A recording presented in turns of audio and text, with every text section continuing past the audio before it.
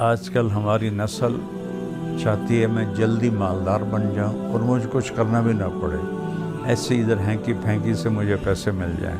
اب یہ جھوٹے تھم نیل لگا کر چند لائک لے لیتے ہیں۔ مجھے اتنی دفعہ یہ تھم نیل والے مار چکے ہیں۔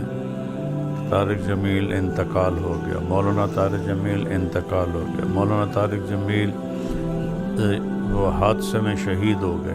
پیر ذوالفقار صاحب اتنی ماشاءاللہ معزز شخصیت ہیں، اور ان کے ساتھ آگے میں نے اتنے گندے گندے دیکھے تھم نیل کے، میں شرم سے ڈوب گیا۔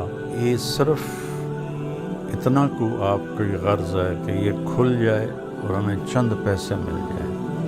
اللہ تعالیٰ حرام میں کبھی برکت نہیں دیتا اور حلال کبھی بے برکت نہیں ہوتا۔ دنیا میں کوئی شارٹ کٹ اللہ نے نہیں